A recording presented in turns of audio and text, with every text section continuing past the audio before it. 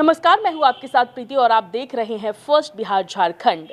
लोकसभा चुनाव 2024 को लेकर भले ही इंडिया गठबंधन के द्वारा अब तक सीट शेयरिंग ना हुई हो, लेकिन वहीं अगर हम एनडीए की बात करें तो एनडीए खेमे में कई ऐसी सीटें हैं जो पहले जदयू के खाते में थी और अब एनडीए की वजह से किसी और पार्टी में चली गई है। लेकिन ऐसे कुछ और सांसद भी हैं जो जदयू से पहले भी चुनाव लड़ रहे थे, लेकिन अब उनके टिकट काट दिए गए हैं।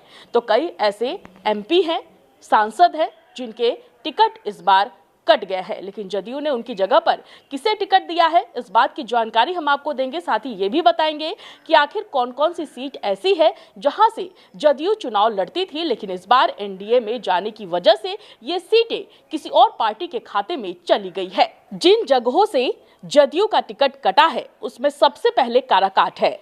आपको बता दें कि काराकाट के सीट पर महाबली सिंह का जो टिकट है वो कट गया है, क्योंकि अब यह सीट उपेंद्र कुशवाहा की पार्टी के खाते में चली गई है। जी हाँ, तो सबसे बड़ी खबर इस वक्त की यही है कि काराकाट से महाबली सिंह का जो टिकट है वो कट गया है और उनकी जगह पर ये जो टिकट है, ये सीट है, वो उपेंद्र कुशवाहा की पार्टी को चली गई है। तो दूसरी जगह गया है जहां से विजय मांझी का टिकट जो है वो कट गया है, क्योंकि यह सीट जो है जीतन राम मांझी की पार्टी हिंदुस्तानी आवाम मोर्चा को मिली है। आपको बता दें कि जीतन राम मांझी पहले भी कई बार चुनाव गया से लड़ चुके हैं, बावजूद अब तक उन्हें एक बार भी जीत हासिल नहीं हुई है। बावजूद विजय मांझी का जो टिकट है वो गया से कट गया है और बिहार के पूर्व मुख्यमंत्री जीतन राम मांझी अब हिंदुस्तानी आवाम मोर्चा की तरफ से गया से चुनाव लड़ेंगे। वहीं तीसरी जगह जो है वो सीतामढ़ी है।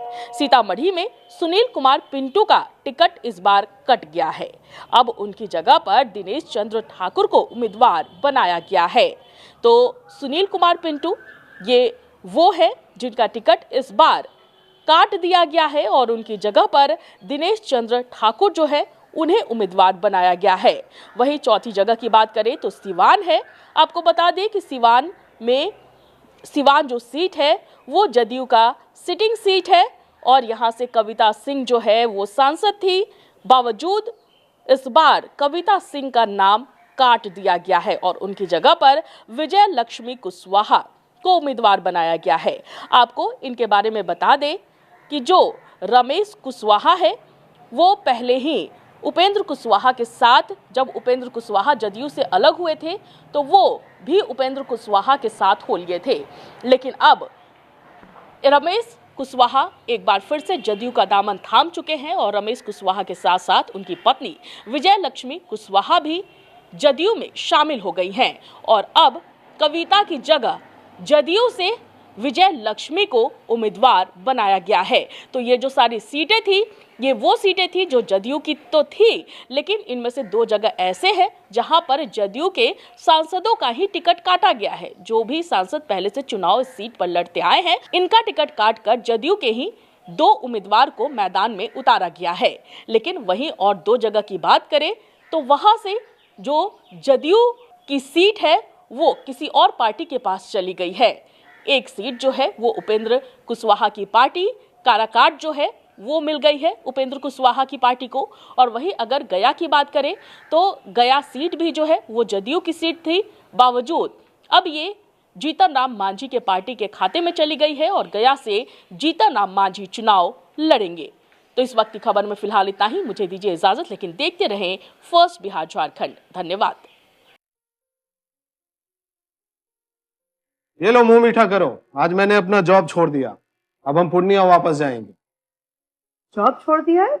मतलब ये घर कैसे चलेगा? हम करेंगे क्या और माँ बाबूजी क्या बोलेंगे? इसलिए मैं एक और मिठाई का डब्बा लाया। अपने बिजनेस के लिए लोन अप्रूव हो गया। अरे लोन अप्रूव हो गया वो तो ठीक है, लेकिन पूर्णिया में हम रहेंगे कहाँ? अपना घर भी तो नहीं है वहाँ। इसलिए तो एक और मिठाई का डब्बा अलग से लाया हूँ।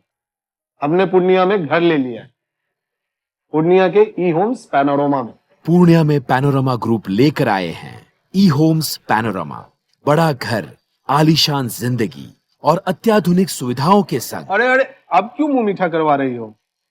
क्योंकि हम घर वापसी जो कर रहे हैं। घर वापसी की खुशी पूर्णिया में ई होम्स पैनोरमा के संग। E homes panorama, Luxurious, lifestyle redefined.